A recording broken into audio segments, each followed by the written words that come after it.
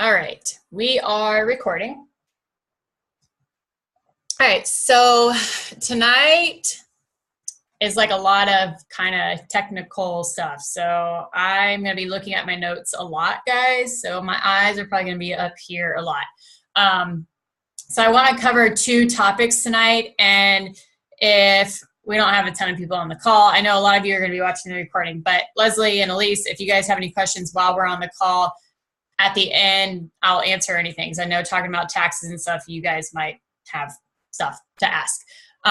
If you're watching the recording and you come across questions that I did not cover, just post them where I post the team calls, where I post this call with the recording. Just post your questions in there, or you can always message me. So, all right, so I want to cover kind of like three different topics tonight, two main topics: training, taxes, and then I'm just going to talk a little bit about my vision board and just kind of tell you guys what I do and what has worked for me. I know that there's groups everywhere. I know Lindsay Matway is running a really great one, but I like to keep it simple, get it done quick, and I'll tell you guys what works for me. So the first thing I want to talk about is training.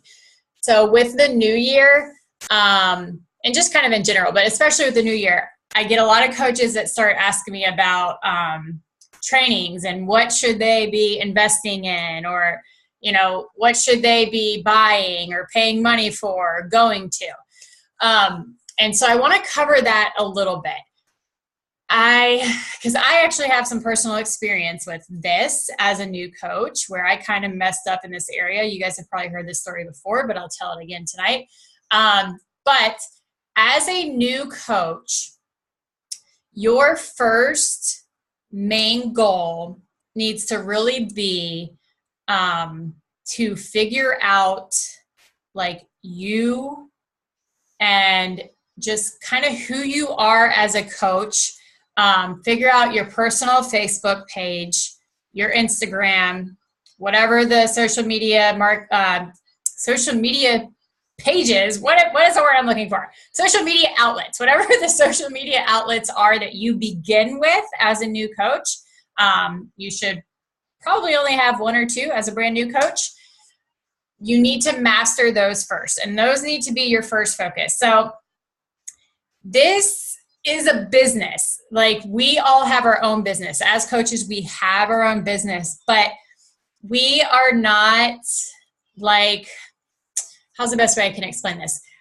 We're not like a storefront that needs to have like all this paid marketing, okay? Yes, we market, but you're marketing yourself. That is what we're selling. Yes, we sell a product and we sell a workout program and we sell all that stuff. But when it comes right down to it, people sign up with you for you. So it's you that you're offering them and selling them. So you need to figure that out first and foremost. Then, of course, later on, you can pay money for marketing, like Facebook ads, things like that. You can figure all that out down the road. But your first focus, I say new coach, but really it kind of just depends how you grow your business. It could even be your first year into your business, depending on when you actually start working it as a business.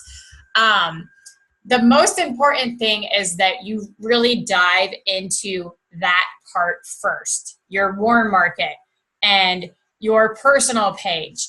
And you need to get to a point where you're totally comfortable sharing vulnerably on your page. You're totally comfortable talking about your workouts on your page.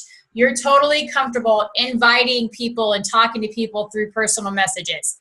If you're not to a point where you've mastered those things and that you have found your consistency on those pages, if you're not to the point yet where you've mastered those things, you don't need to be worrying about other trainings that cost money and things like that. You need to keep it where you are, and you grow in steps, okay? So master those things first before you try to jump to the next thing, because I'm going to tell you, if you don't master those things and you try to jump to the next thing, and the words aren't coming to me tonight. You're going too many steps ahead and you're going to end up just coming way back. You're going to end up losing it because you're not ready. You need that first step. You got to figure out that first step before you can go to the next step. Okay. You can't just skip. You can't just skip steps and expect to be successful. Okay. So, you have free resources, a lot of free resources. So as a new coach, if you're like, I'm really somebody that like, I need to watch videos and I need to hear from other people and I need somebody to kind of tell me what to do. You have a lot of resources to help you with that before you go pay a bunch of money for them. You have your upline coach. You have fellow coaches who I'm sure will be happy to come together and, talk about ideas and bounce ideas off of each other. You have YouTube, which you guys, you can pretty much find anything about this, any question you have about this business or anything you're wondering, I guarantee you can find a video on YouTube. There's tons of videos from coaches from all through time that have figured out these things. For instance, the other night, I'm like, you know what? I really want to start updating like my visuals and my announcements and, little things like that. I'm like, I want to dive back into PicMonkey. I got away from PicMonkey for a while. I started using other ones, but I wanted to get back into PicMonkey because I wanted to use like different brush strokes and things like that. So I went to YouTube and became a beginner again. I became a learner. I started using PicMonkey 4 years ago, but I got away from it. So I went back to being a beginner and I learned quickly on YouTube a couple things that I was trying to figure out. So use the free resources you have. You have the team page. You have these team calls. You have the national wake up calls. You have team trainings. You have training in your coach online office. You have the team training that I've given you. There is all kinds of training out there, okay? So start with the free stuff. Oh, another thing that I wanted to tell you guys about. In the team pages that you're in, if you have a question about something, there's a little search bar up in the team page. You can literally type in that subject and you can pull it up to see if there's a post that has been talked about, okay? So the point is there's tons of free resources out there. Use them, okay? Use your free resources while you're mastering those beginning steps in your business. While you're really getting to a point where you feel like you're doing the 4 vital behaviors consistently with no problem. And then once you get to that point, then you can start doing the other paid trainings and things like that. So there's all kinds of different ones. There are trainings if you're trying to figure out how to grow your cold market through your like page, or turn your cold market into your warm market. There's all kinds of different business coaches, trainings, all kinds of stuff out there that costs money. You have to figure out what the next step is that you want to do. And you need to come up with a plan. And then you need to invest in whatever that is that you're trying to learn. So I wouldn't go buy a training about Facebook like page, Instagram, and whatever else all at the same time if you're somebody that doesn't have a ton of free time. I wouldn't go spending a bunch of money on a bunch of different trainings covering different things, because chances are you're going to be like, crap, I don't have time to actually do this. And the trainings are going to sit there and they're not going to get used. And then that was a waste of your money. So another thing that I wanted to point out is, as coaches, it is important later on that you learn the things like marketing on your like page to expand your network and things like that. Those things are important later on. But in this business, I would say that the most important thing in our business to invest in is our mindset, personal development. I'm going to tell you guys right now that you can be the expert on like pages. You can have 50,000 followers, but if your mindset is not where it needs to be, if you're doubtful about yourself, if you haven't found that confidence, if you don't believe in the business, you don't believe in your ability, you have fear of income, and you have a scarcity mentality, all those kind of things that hold us back.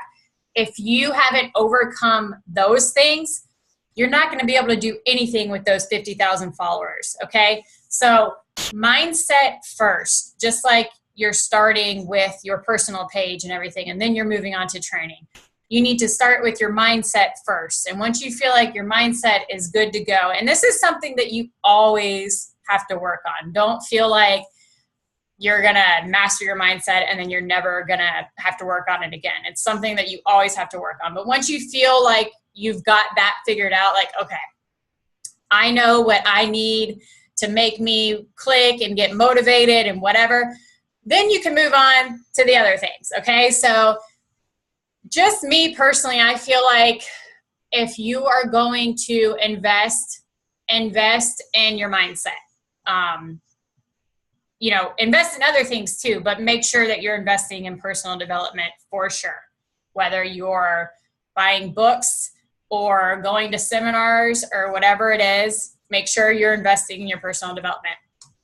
Okay, and then I just want to kind of talk about what I did, the story I told you guys that I'm going to tell you again, that I did that I don't want you guys to do. Okay, so I don't remember if it was the first year of my business or the second year of my business, but I was like, all right, I'm going to grow. Like, I'm going to take off this year. So I went to town. I printed out like all of the GoPro stuff, the network marketing, which is like not really the way to go anymore, I don't think, but this was like the thing to do back then. Printed it out, like wrote down everybody, like I had everything organized and people's names like written down and was inviting and following up and whatever. And then I got kind of, what's the word I'm looking for? Not bored, but I got to the point where it was kind of like the work part of it. Like it was like the part of my business where I actually had to work and do the things that aren't necessarily fun. And it wasn't like the butterflies and rainbows. It was the not fun stuff, like inviting people through messages, whatever else it was, like the busy work that wasn't necessarily fun. And I became kind of like, I don't know, this isn't really working. And I told myself that it was because I needed to do something different. Like, I needed to do something more fun or whatever. So instead of just diving in and just really doing the 4 vital behaviors like we all know we should do, I decided that I needed a business coach to teach me what to do better, okay? So I came across this lady, I won't even say her name because whatever. I came across her, and you guys know how it is. They market themselves, and oh my gosh, they have all these answers, and like they make so much money, and they're going to teach you how to make so much money. And I was like, this is it. Like, this chick is going to make me a millionaire. I'm not even exaggerating, guys. Like, these are the thoughts that I had. She's going to be the answer to me making millions of dollars and becoming super successful. So I signed up with her. Granted, like I said, or keep in mind, like I said, this was the beginning of my business. So I wasn't making good income yet. And I think her first cost was, I think I had to pay like $600 for a month. That's what it was. It was like $632 for a month of business coaching with her. And I'm like, all right, this is a lot of money, but you're supposed to invest in your business. I'm going to put it on a credit card. It's going to pay off, whatever. So I remember being so excited for our first phone call together. So you only got I think it was 1 phone call a week with her. So for $632, you got to talk to her for 4 times for like 30 minutes. But I was excited about it because she had all the answers and she was going to give them to me. So we get on the phone, and I'll never forget. It was like, hi, Stephanie, so what are your goals? And I'm like, well, these are my goals. And she's like, okay, so I don't remember what she told me on the phone call. Wasn't anything that helped me. And then it was like, all right, now your homework is to get off the phone and go do those things. And I was like, okay, you literally just told me exactly what my upline coaches and my team pages and my team training has been telling me for freaking however long I had been a coach at that point.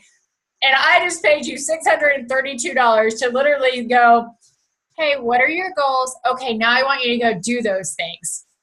And I'm like, you did less for me than what an upline coach is supposed to do. And I'm paying you $632. So anyways, I had that one phone call with her, and I think I asked her like, hey, is there any way I can maybe get my money back? And of course I couldn't, because once you do that, like you sign a contract. That's another thing, guys. Be careful when you're doing these things. Typically, you're signing a contract to tell these people that you're paying them whether you like the training or not. And I'm not trying to scare you guys away from investing in training. Like, I don't want you to feel that way. I just want to make sure that you're not doing what I did, where you're investing in training when you really don't need to be, and it's because you're avoiding the not fun stuff, okay? So I end up paying her this money. I don't even think I ever had another phone call with her. I realized, okay, the one-on-one business coaching isn't going to do anything for me. You would think that I would have had a wake-up call and been like, okay, so just do what you know that you need to do, Steph. But no, that wasn't the answer, okay? All right, so it wasn't the business coaching that I needed. I didn't need the one-on-one from somebody else. What I needed was I needed to learn like the technical stuff, like behind the scenes. So I needed to learn how to create my own website and get better at my like page and create a logo and all that kind of stuff. So then I decided to buy this other training through Kimra Luna. You guys might have heard of her. She's also one that markets herself hugely on Facebook, which I will say, for the right people, she probably is helpful. Like, she is good for people who are really running like a standalone business where they don't actually have like a company behind them. She's not helpful with network marketing, but she might be helpful to somebody who is really like running their own business by themselves. But of course, at the time, I'm totally naive. I don't know, whatever. Again, I see all these people that love her and whatever. So I signed up for her training. And this time, guys, her training was $2,000, okay? And I was paying monthly. So it came out, I'm really terrible at math. And it was somewhere around $2,000. So I think I was paying around $200 a month or something. I don't know. Anyways, it was a low enough monthly cost that I could make it work. So I was like, I'm going to go for it. Quickly realized, again, it wasn't what I needed. Guys, again, in this business, yeah, once you get to the point where you can create a website, that's great. I'm 5 years into coaching, and I never finished creating my website, and I've been just fine without it. Your logo is important for you. I can't really say for sure that my team logo is important in my business. It doesn't really affect me bringing on coaches or challengers. It doesn't really affect my business in that way. I like to have it because I'm visual and I want it for my team. But it's not so important that you need to go pay training. And funny story on that, I created my own logo that I figured out how to do through that training, hated it, couldn't figure out how to actually make a logo that I liked, and ultimately ended up paying somebody else like $200 to make my logo. Okay, so that training didn't work. I realized it wasn't working, and I stopped paying on it thinking, okay, oh, and here was the other thing. I got to tell you guys this story too. So I'm talking to Kimra through messaging, okay, about signing up for the training. And I'm telling you guys all these things because at some point in your business, you might run into this. And I want you to be aware of these things. So she does the whole thing where she's advertising for her training that's going to start on January 1st or whatever it was. You have a week to get in the door. You got to pay now or you're going to lose your spot. You guys have probably seen those on your newsfeed.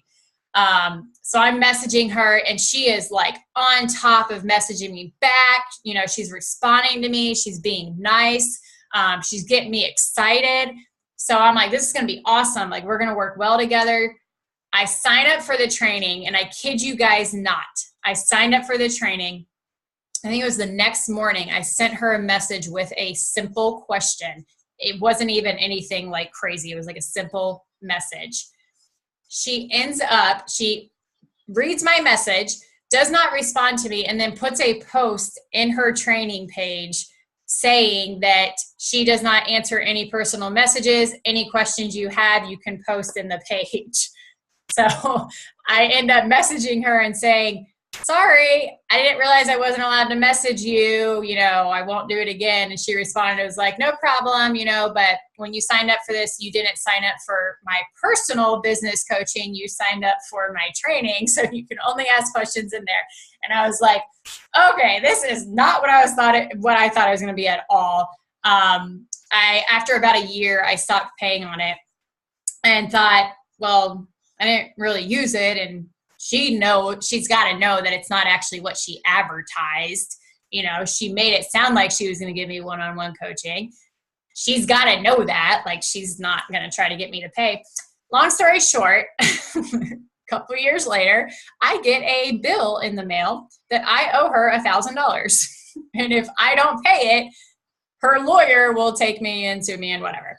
So I have to pay for that full course no matter what, even if it wasn't what I thought it was or what she advertised it to be. I could probably fight it, but obviously I'm not going to go through all that. So the point is, before you sign up for something, have a plan. Don't just be all willy-nilly all over the place like I was. Like, I don't actually know what I'm going for, but I think, you know, something will help me.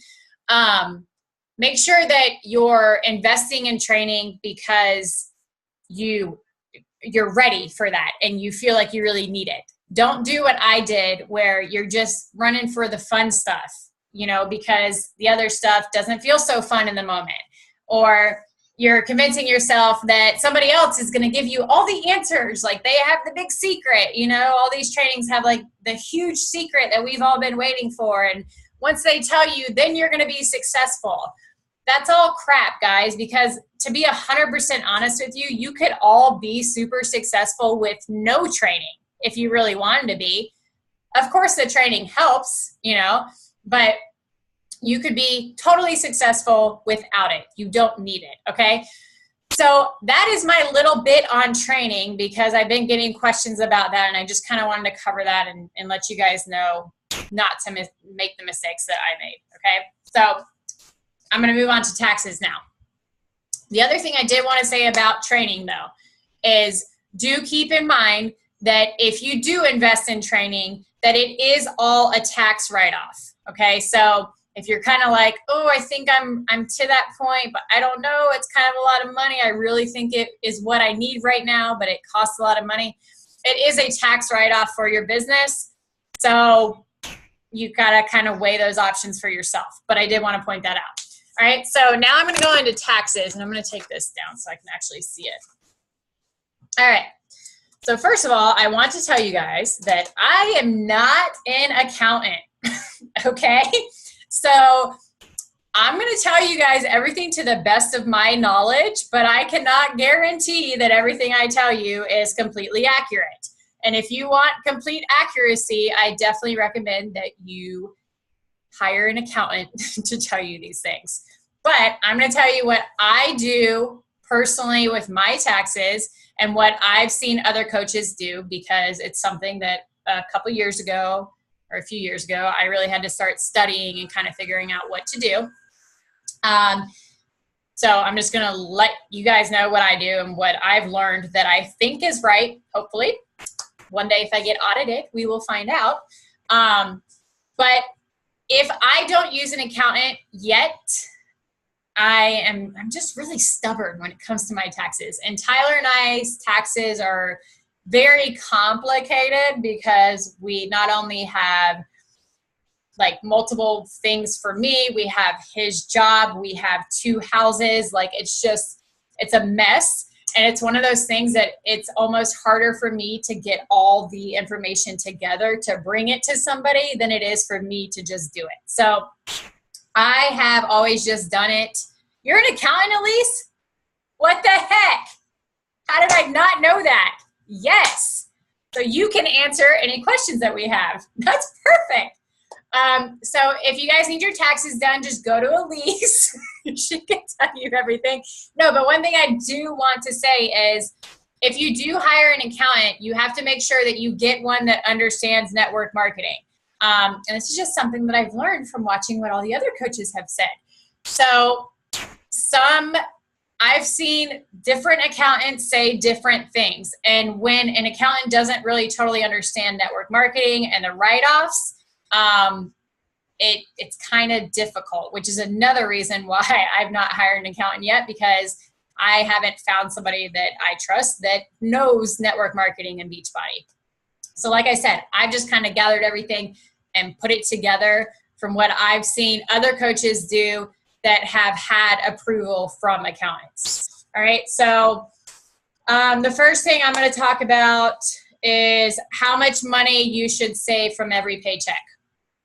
So I can't really tell you guys an exact percentage on that. It's hard to say an exact percentage. And Elise, you chime in at any point. I would say on the safe side, save 25% of every paycheck. I get that it's kind of hard sometimes, like, you know, when you're making that money, it's like we all always have something that needs to be paid for, right? Like it doesn't matter how much money you make, there's always another thing that comes up that needs to be paid for. So you kind of just have to adopt the mindset right now that you have to save. You just have to save. And I'm not going to lecture you guys on budget and everything on this call, but if you don't adopt that mindset right now, it will mess you up later on. Because I'm going to tell you, my income grew quick in this business. And there was one year where I made okay money and whatever, but then there was another year where it grew really quick and I wasn't ready for that because I didn't think it was going to happen and I hadn't adopted that mindset yet. So I didn't save like I should have. And I also kept telling myself, no, I'm not going to make that much money. No, it's not going to be that much. And then when Tyler and I were sitting there in front of our taxes, we were like, holy crap, like we did not prepare for this. And we ended up owing the IRS like $10,000 that year. And I think we had like 5,000 or 6,000 saved for taxes. So we were scrambling, trying to pull money from other places and making a payment plan and stuff like that. So adopt that mindset now that you need to save, guys. Just do it, okay? Save a percentage of your checks. And then at the end of the year, if it doesn't end up costing you that much in taxes, that's great. You get it back, okay? So you'll still have it. So just make that a priority. If you need to open like a different savings account that doesn't get touched, do that. Take a percentage of your paycheck, put it right in that savings account, and don't touch it. Another thing you can do, another thing I wanted to say is, a reason I can't really tell you exactly what to save or what you're going to owe is because it's different for everybody. So you can look up your tax rate based on your income. So it's going to be based on your income tax bracket. Okay. Yeah, because it's dependent upon what bracket you fall in. So I would say a minimum of 25 to 35. I always say 35. Okay. All right. So Elise says 35%. So you guys go with that. You should be covered with 35%. 25 you may or may not be. May or may not be. Okay. And then the thing is, guys, and it's not necessarily just a Beachbody thing. Like it depends what bracket you fall in. And if you end up falling short and you end up owing money, you can set up a payment plan with the IRS, but you can only do that, I think, like once every 5 years. I think. I don't know if you know, Elise, but I believe that it's like only once every 5 years that they'll let you do that payment plan. So I don't say all this to scare you guys or give you anxiety about taxes, because it's really not that scary. I just tell you this to don't just blow it off like I did and be like, oh, whatever, like I don't really need to save the money. We'll figure it out when we get there. Just start saving now. And if you haven't started doing that yet, don't freak out. You're probably going to be okay. As long as you haven't made like thousands and thousands of dollars, you're going to be all right. You actually don't even have to technically claim unless you make, what is it, over $600, Elise? Yep. So if you make under $600 for the year, you don't need to worry about taxes. You don't have to claim anything. If you do make over $600 for the year, then you have to claim. But don't freak out. Until you get to that next bracket, you're not really probably going to owe money. But that's what I was going to say, is what you owe depends totally on your tax bracket. So if I just freaked you guys out by saying that we owed $10,000, don't freak out because mine and Tyler's tax bracket is going to look totally different, because not only do we have my income, but we also have his income together, filing jointly. And then we have some other things that we pay on that are unrelated to businesses and to Beachbody. So it's totally dependent on your bracket and your situation and what you owe. But to play it safe, save your 25 to 35%, and then you'll kind of be able to see at the end of the year like where you're going to fall. And then as your income grows, you can kind of guesstimate, okay, like this is where I was last year and this is what I owed. This is where I'm probably going to be this year, and this is probably what I'm going to owe. Okay. And then another thing. Or like 6 months into the year, you've made X amount of dollars with Beachbody. You know that's going to probably double the rest of the year, and that's going to be your income tax bracket that you should be setting aside. Yeah. That's the thing. Prepare to grow, because as long as you're doing what you're doing in the business, you're probably going to grow. And that's what I didn't prepare for, because I was like, nah, I'm not going to grow that quick. I'm not going to make that much money. And I didn't pay attention to it. I mean, like an idiot, guys. You learn these things as you go. That was something I had to learn the hard way. So I just kind of blew it off. And then at the end of the year, I was like, okay, well, now I need to pay attention to that. But another thing that you can do that I highly recommend is you can pay in quarterly to the IRS. So you have to set that up. I think you actually have to set it up with the IRS. I think you have to actually contact them and say, hey, I want to set up a quarterly thing with you. But guys, what that does is that prevents what I just talked about happening from happening. It prevents you from making more money than you thought throughout the year and not being prepared for it and going, holy crap, like where am I going to pull all this money from? And then that way, quarterly, you're paying in that money and you know where you're at, and you're not going to be hit with this huge lump sum at the end of the year. So, and I think you're actually penalized if you don't pay in so much of a percentage that you owe throughout the year. So if you go throughout the whole year and not paying anything, no quarterly, let's say you're filing, like you aren't working another job and having other income tax paid, and let's say you owe $10,000 at the end of the year because of your Beachbody business, you haven't paid in as much as what you should have throughout the year, you'll be penalized. So that's why you do want to file quarterly, and you can set that up when you file your taxes. Okay, cool. Yeah, I actually didn't know that about being penalized.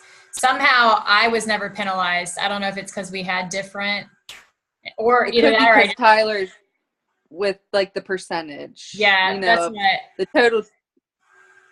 Yeah, because he gets like killed on taxes, which is a good thing though, because it does kind of balance it out.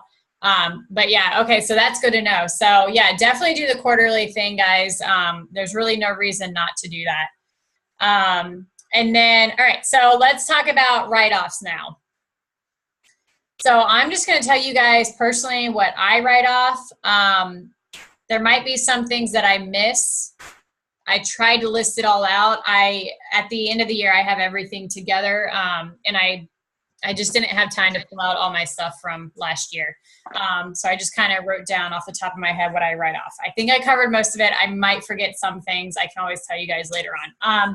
All right, so The first most important thing is you need to keep receipts. Keep receipts for everything, because if you get audited, they are going to want those receipts. Okay. You need to keep receipts.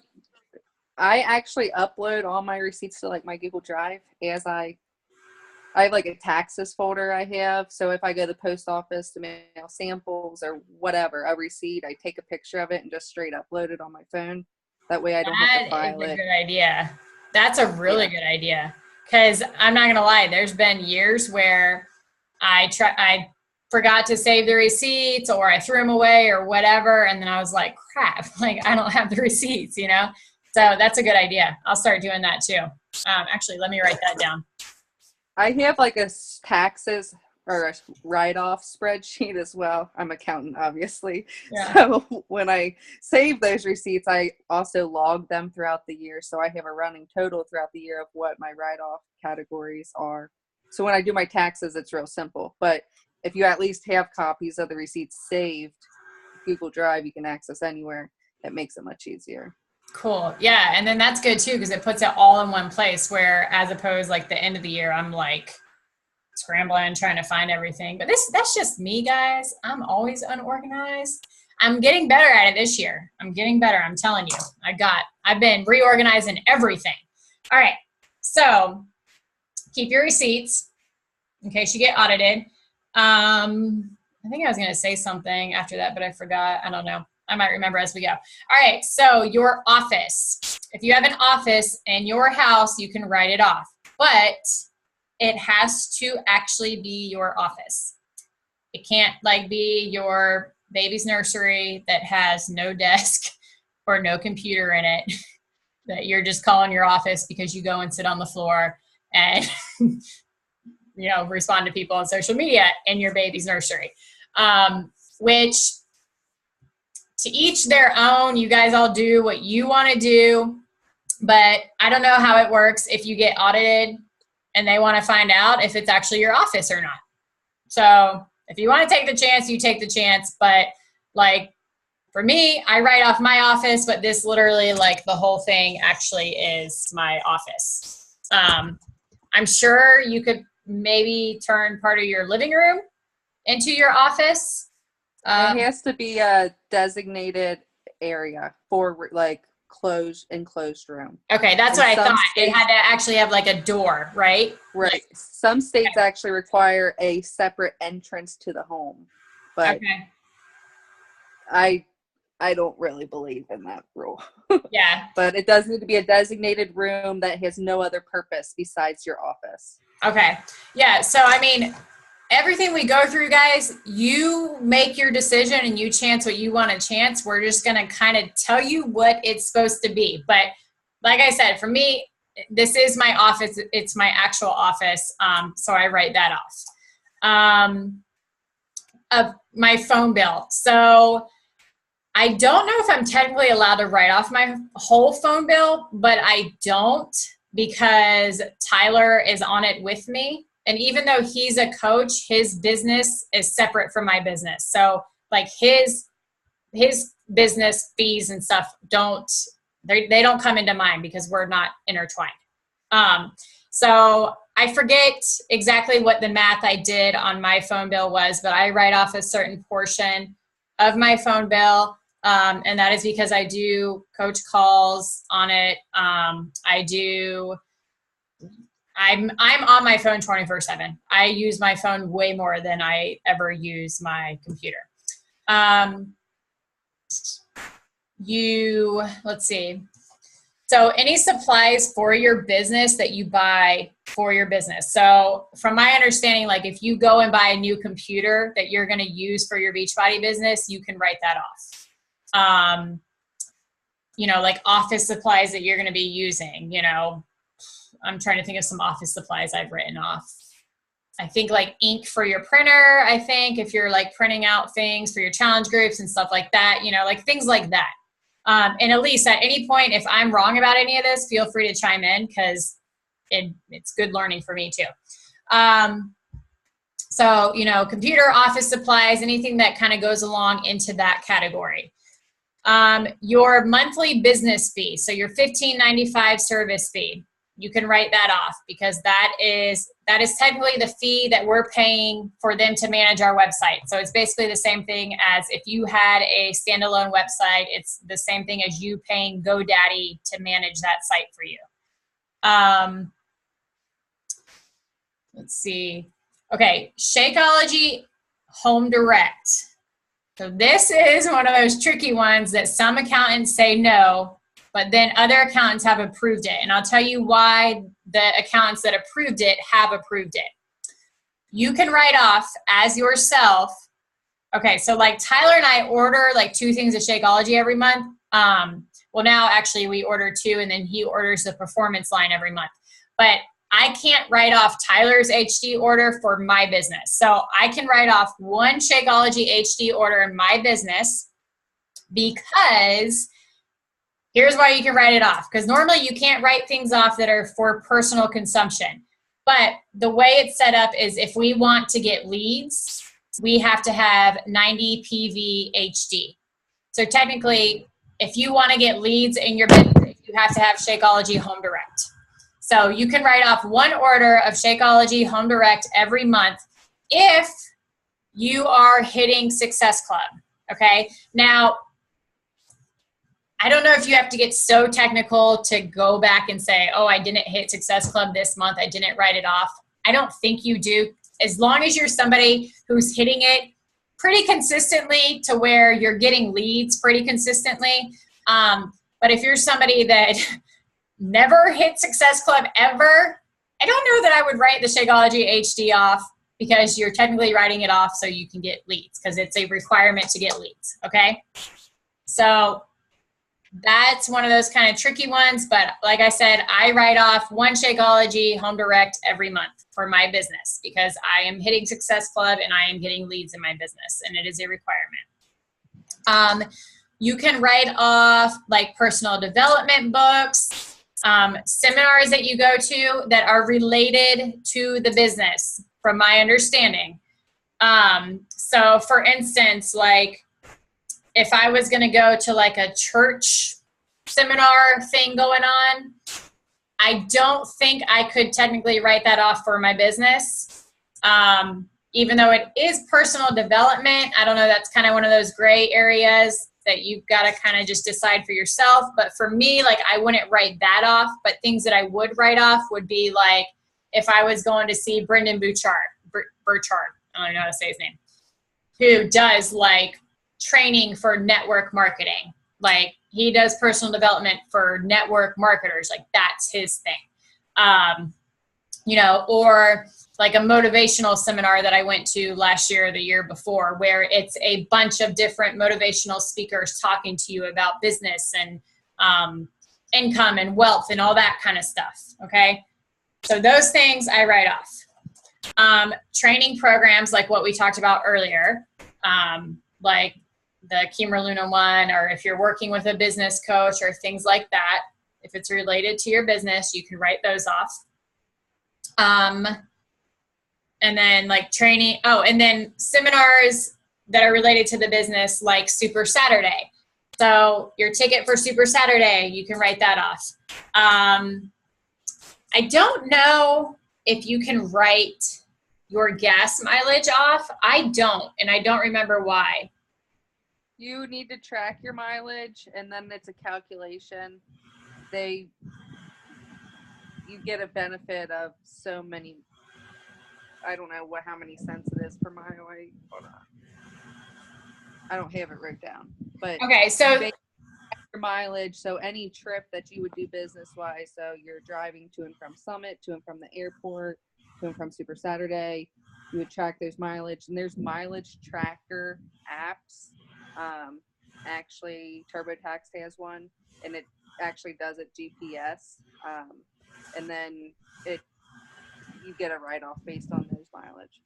Okay, so that's why I do it how I do it. I know, like, I've learned all this stuff, but I forget it, and I just have been doing it the way I've done it, and I forget about why. But so when I'm going places like Super Saturday that's like 45 minutes or an hour from my house, I don't bother tracking the mileage. You guys can, I just don't, because I'm like, it's only that far.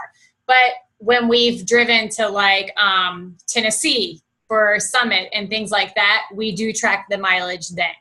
So that's just personally what I do when I'm going to business events. I don't track the ones that are right down the road.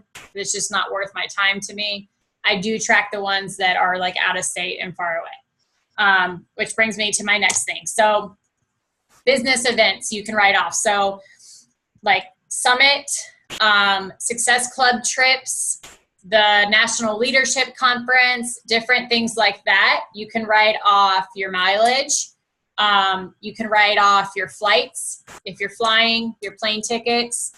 You can write off your hotel expenses. And then from my understanding, first of all, you can never write off alcohol ever at all. Alcohol is not a tax write-off for anything.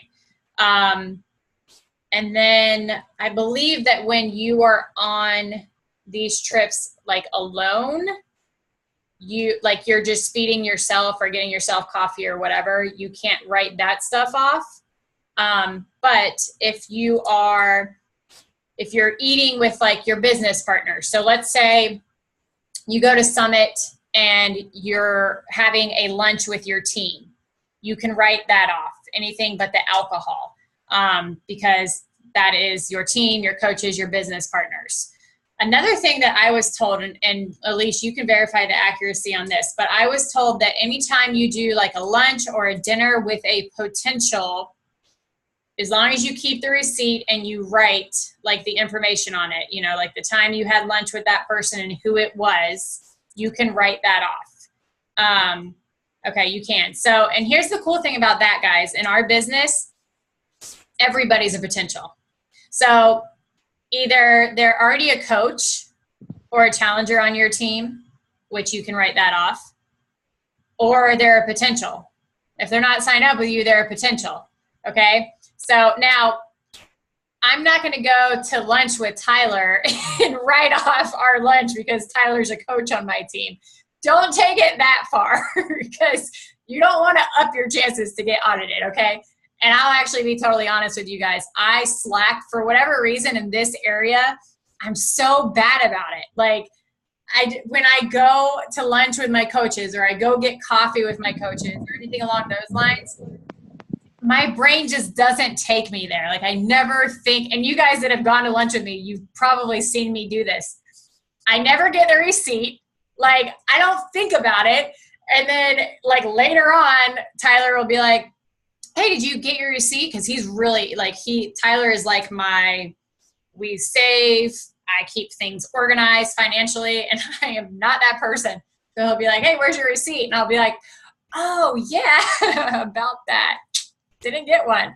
So I'm trying to get better about that too. But that area is always hard for me, like the potentials and the lunch and keeping receipts for all that stuff. I've always been really bad in that area because I just feel like when I'm going to lunch with my coaches, like I'm there for that. I'm not there for a tax write-off. So that's something that I've struggled with. So just kind of try to remind me.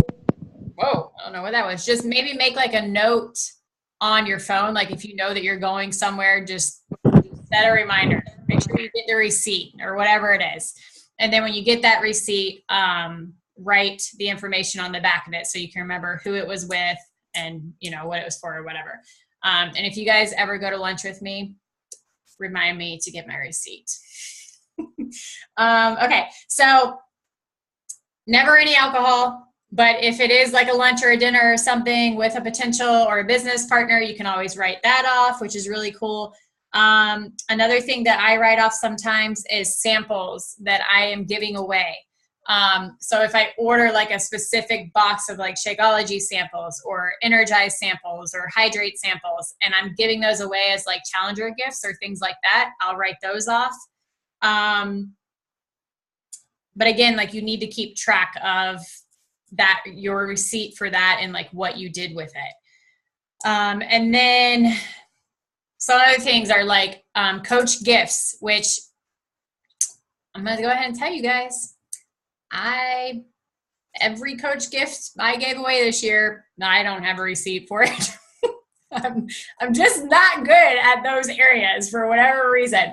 But from my understanding, like coach gifts and challenger gifts, which is another thing that I suck at keeping track of, anything like that, you can write those off. One thing that you can do that I need to start doing that might help you better is buy the things ahead of time and keep them like, and I do this, I buy them ahead of time and I keep them in my office, like in my little box for when I'm going to give them away. But buy them ahead of time and keep the receipt, like take it away and put it with your other receipts. Because I know that like a lot of you guys, you do give away challenger gifts and things like that. So keep track of it, because even though like the little things might not seem like a lot when you give them away, it all kind of adds up as you go at the end of the year. So some things that you cannot write off. I already said alcohol, I can't write that off. You cannot write off workout clothes anymore. I know back in the day, for whatever reason, we used to be able to write that off, I think because it was considered like our uniform or whatever. But I guess from what I was told, since yoga pants and stuff became more of like a fashion item now, you can't write them off anymore because they're not considered like uniforms. They're just fun clothes. So don't go writing those off. And I don't think like workout shoes and stuff like that, I don't think you can write those off either. I think to be able to write off any sort of clothes, it has to have like your name or your team name on it. It has to be like marketing for you. Okay. Now what about like beach body attire? See, I looked into that last year and I'm pretty sure what I found out is no, because it's generic. It's not a specific marketing for like you or your team. I'm pretty sure it has to be like specific. Okay. You know, That's what I thought too. But yeah, but like shirts that you get made for your team. I'm glad you said that, Elise, because I totally would have skipped that subject. If you get things made like with your team logo, you can write those off. So if you get like shirts made and cups made and things like that, you can write those things off. So like if you're doing diamond retreats or things like that, and you're getting like little things made for your team, you can write those off. That's another thing I want to talk about. I did not write that one down. I'm glad I remembered. Diamond retreats and things like that. Yeah, you guys aren't totally worried about that right now, but you probably are going to be, so make note of it. You can write off these events, but you have to have like a schedule written out for the event. So it has to be like a scheduled out business event. So if you're going to do a diamond retreat and you want to write it off, you need to actually create like a business schedule. And Elise, you can add to this. Is there any like specific program that they should use to schedule it out as like a business event? Or can it be one of those things where they just kind of like write their own schedule? I think it would just need to be documented. Okay. You know, on paper. Now, whether you distribute it to the people at the event or it's just a schedule you follow. But as long as you would just have it, a document to provide an auditor, this was what we did during this time. Okay. We stayed at the house 3 days and this was what we did. Okay. Yeah. So on like retreats and things like that you pay for out of your pocket, those can all be written off completely. Everything can be written off that you do during that retreat, but keep a record of it. And I'll talk about this after the recording's over. You guys remind me to ask you about this. It's funny, it makes me laugh. Okay, so anyways, that is pretty much all I have for write-offs and non-write-offs and things like that written down. I might have forgotten a couple of things. If I think of anything else, I will add them into the comment section of the call as we go. I have a few. Okay. Facebook cool. marketing ads. Yes. Business cards, postage expense that you mail your free gifts, stuff like that. Photo editing apps. So if you have a PicMonkey subscription or any apps that you pay for to download, I personally just keep a copy of the like iTunes email receipt that I get. I PDF it to myself and upload it to my Google Drive where all my tax documents are saved. And then do you write off your internet? A portion of it? I don't, but you know why I don't? Because actually I will be able to this year. Last year I couldn't because it was so intertwined with like my cable and stuff that we couldn't figure out like what the actual expense was, so I just skipped it. But this year I will be able to write it off because it's only my internet now because we switched to Roku. Okay. And then I think you mentioned it with more like your office, but a desk or computer, any sort of equipment that you use solely for your business. Okay.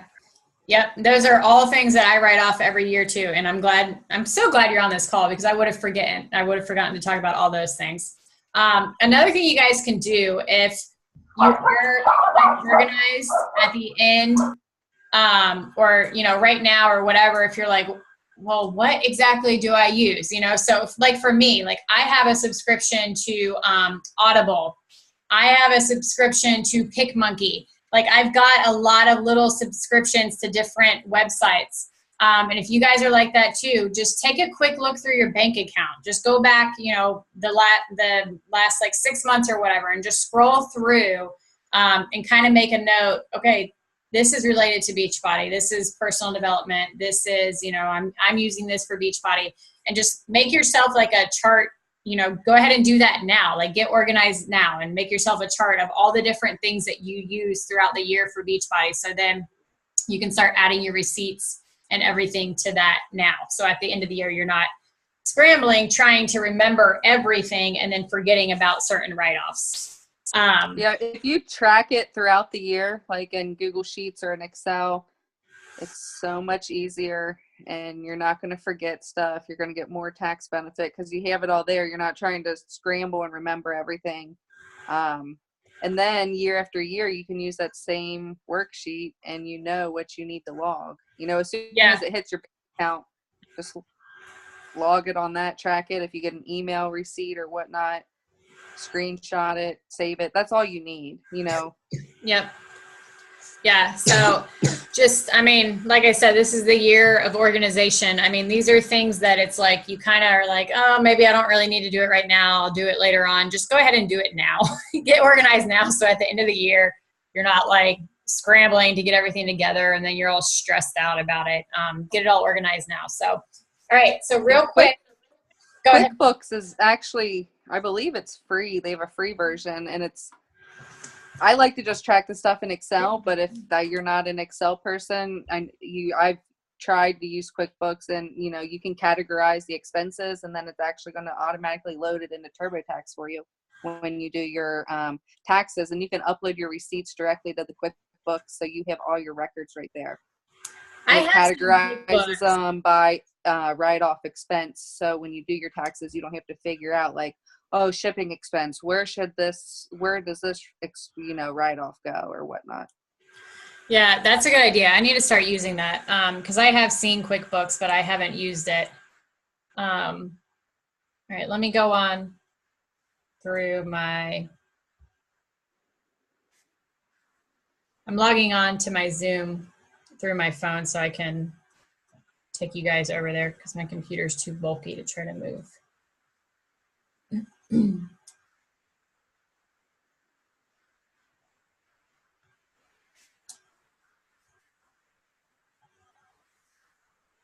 All right. So I'm just going to show you guys my vision board real quick and just talk to you real quick about what I do. All right.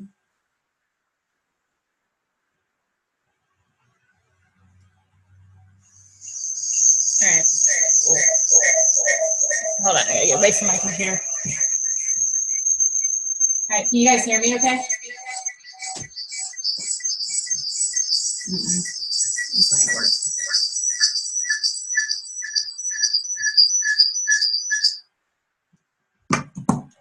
All right, it ain't gonna work, so we're gonna do it this way. You guys aren't gonna be able to see it too up close, but you gotta do what you gotta do. All right, so first of all, with your vision board,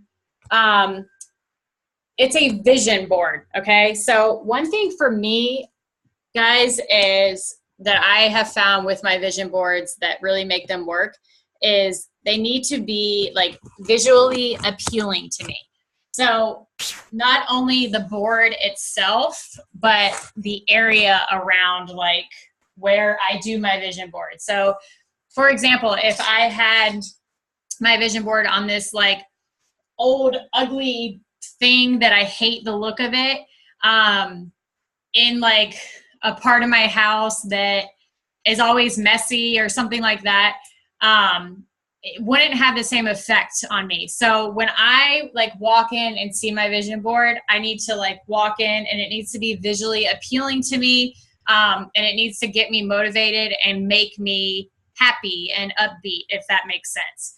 So I put, as you can see, I have 2 different boards that I like the way they look. And then I also have my little motivational sign above it that says follow your dreams. And maybe not everybody's like me, but like I said, like I need visual, I need to see like the motivational stuff and that kind of stuff to like pump me up with my vision board. Okay, so what I do is I keep like pointing like you guys can see on this one, that this is my like life stuff, which I posted a picture, you guys saw some of it, but I'll just kind of go over it with you guys real quick. So the truck, RV, that's kind of self-explanatory. I posted a picture of the kids and Tyler when we went on a vacation to Tennessee, because that is like a goal of mine to do like more family vacations every year. I posted this picture of myself because that was a time in my life where like I felt really good, like health-wise. I was happy with like where I was at, like physically. And then this picture of Tyler and I, because that, again, like I felt really good during that time in my life. My hair was so pretty and I miss it so much. I don't know what happened to it. But anyways, those pictures, like I look at those and they make me motivated to like stay on track and keep pushing forward. So that's what you need to go for, is for pictures that like can remind you of times when you felt like a certain way and kind of get yourself back there, or things that motivate you. And then a picture of the mountains for a vacation, and then just some different like quotes and stuff. And if you guys notice, these all kind of look the same. They're all like the white background with like the black pretty lettering. And that's because that's what speaks to me. Like this design, that design is what I like. Like that's what I want my house to look like. And those are the things that like visually speak to me. So I'm not going to go put all these quotes around my vision board that are like rainbow print and stuff like that, because visually that doesn't do what I need it to do for my vision board.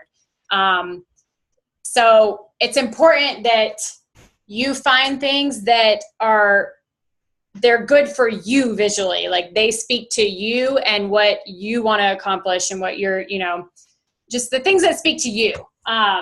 So you don't. Did you make that with corkboard in the frame? Yeah. Yeah. My neighbor actually gave this to me, but it's corkboard with just a frame around it. And then I just poke this stuff in there. And then this is just like different goals for business over here, like elite. And again, like when you're doing a vision board, guys, you really need to think about like visually what's going to speak to you. So I could have just printed out like a thing that says elite coach on it. But instead I wanted the visualization of the stage at Summit with the elite coaches like walking across it. Because for me, when I think about elite, that gets me excited, like being able to walk across the stage and, be able to represent my team that way. So I printed out one that has like the stage lights on the back of it. So when I look at that, I will think about that. Okay. So with vision boards, that's like, it's your vision, like it needs to speak to you. So what I do is most of these I found online. A couple things are like things that I already had pictures and stuff. But most of these things I found online, or they're pictures that I printed out from my Facebook. And I literally just took the pictures, saved them on my computer. I opened a Microsoft Word document and I pasted all the pictures on the document. And then I just printed them out on just a normal piece of paper. Okay, so then that way you can get like the smaller sizes and stuff easily. You just put them all on the paper together. And then and then I just hang, these are like my little medals and stuff from the past years at Summit, or like my new leader conference that I went to. Because those things just remind me, like visually, again, they just like speak to me about the business. And then down here is my other board with all of my debt.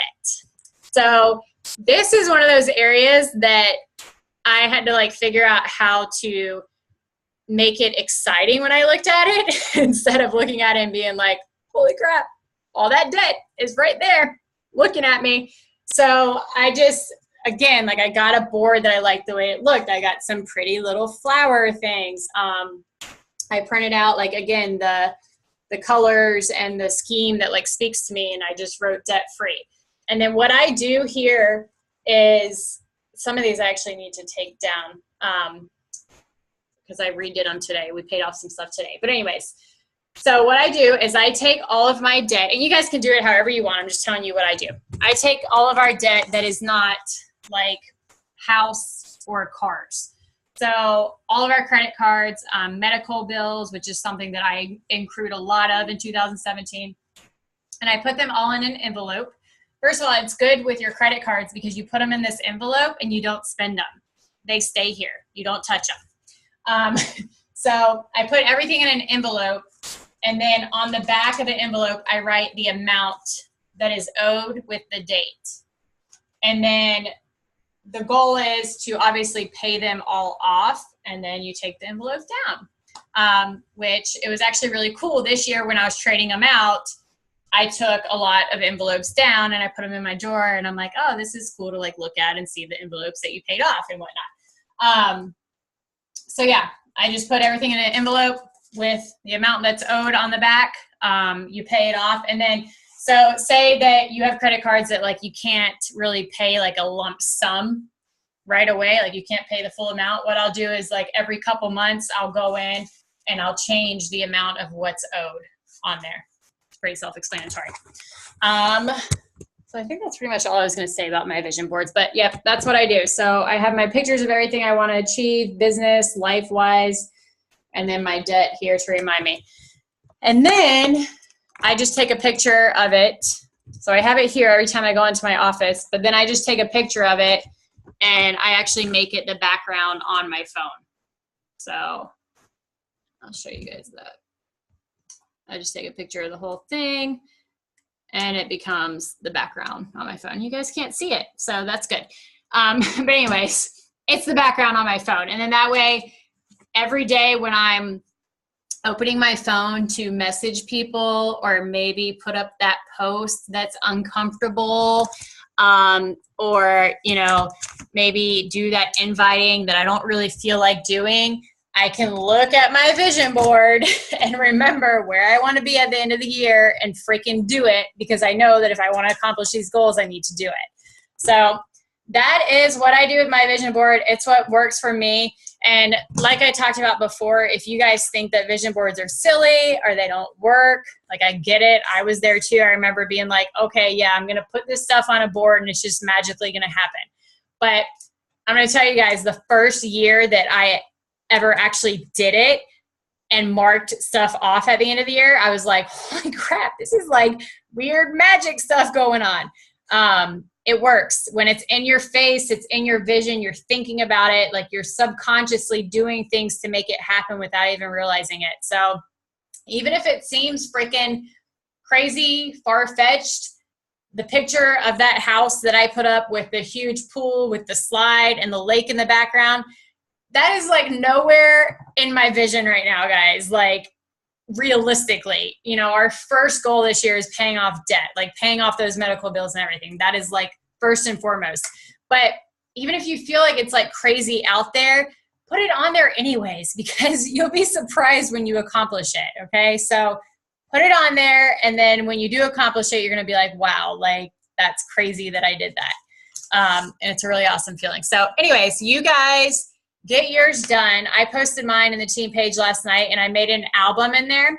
It's in the photo albums in the team page. It's called 2018 Vision Boards.